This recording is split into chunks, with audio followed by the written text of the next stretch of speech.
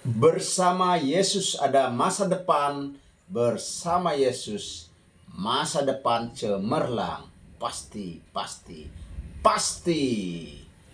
Jumpa lagi dalam acara Renungan Pagiku, Ragiku, tentang janji-janji Allah. Janji keturunan yang meremukkan kepala ular. Teologi Kristen menyebutkan janji proto-evangelism, janji Tuhan meremukkan kepala ular yang digenapi saat kematian Yesus di atas kayu salib. Kejadian pasal 3 ayat 15, aku akan mengadakan permusuhan antara engkau dan perempuan ini, antara keturunanmu dan keturunannya. Keturunannya akan meremukkan kepalamu dan engkau akan meremukkan tumitnya. Kejadian pasal 3 ayat 15 adalah nubuat Alkitab pertama mengenai kedatangan Sang Juru Selamat, Putra Allah yang kekal, yang menjadi satu dari keturunan Hawa melalui kelahirannya sebagai manusia di Bethlehem. Ketika Yesus datang ke dunia, iblis tahu apa akibatnya, saudaraku. Dalam teologi, Kejadian pasal 3 ayat 15 disebut sebagai proto-evangelion.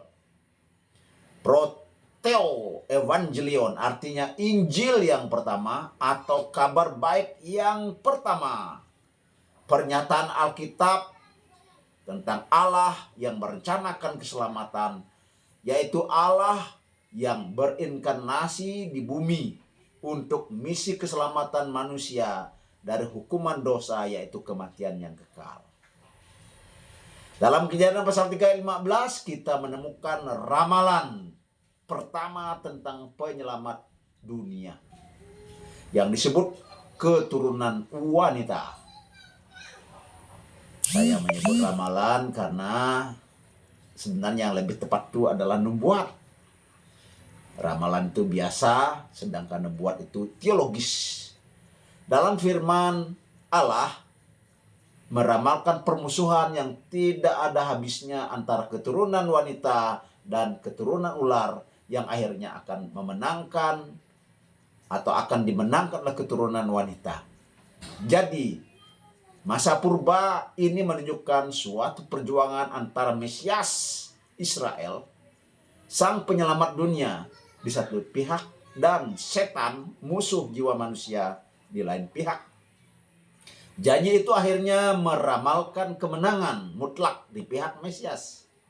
Beberapa komentator percaya bahwa gaung dari janji ini serta pengertian Hawa terdapat di dalam Kejadian pasal 4 ayat 1.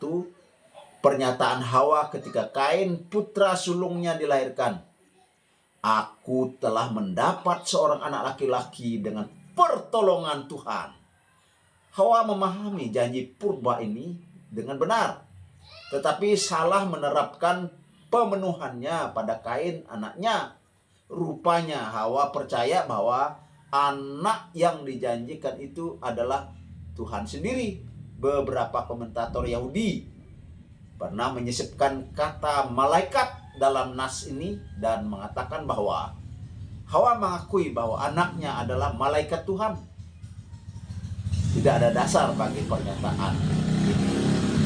Saudaraku yang dikasihi dan diberkati oleh Tuhan, janji ini dipertegas di dalam Yesaya pasal 7 ayat 14 dan digenapi di dalam Matius pasal 1 ayat 18 sampai ayat 25, yaitu kelahiran Mesias, Yesus Kristus. Itu yang dikenal dengan hari Natal. In God we trust, in Jesus we are saved, for God is nothing impossible. Without God we are nothing. With God we can do anything. Be wise, be smart. Kembangkan, kelola potensi Anda. Abaikan ejekan, hinaan orang. Anggap itu sampah atau pecut untuk maju lebih kencang. Yesus pembebas, pahlawan keselamatan dan hidup yang kekal. Hidup kekal, hidup su'i, kehidupannya lebih baik, kehidupan yang berkualitas ada di dalam Yesus Kristus, Tuhan dan Juru Selamat umat manusia.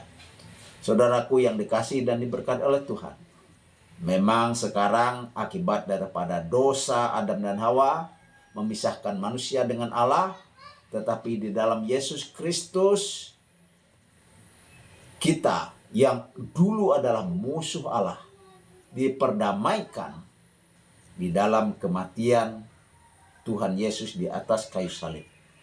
Tidak hanya kematiannya, tapi dia bangkit memberi harapan, kemenangan kepada kita semua. Haleluya. Bersama Yesus ada masa depan, bersama Yesus masa depan cemerlang. Pasti, pasti, pasti. Haleluya.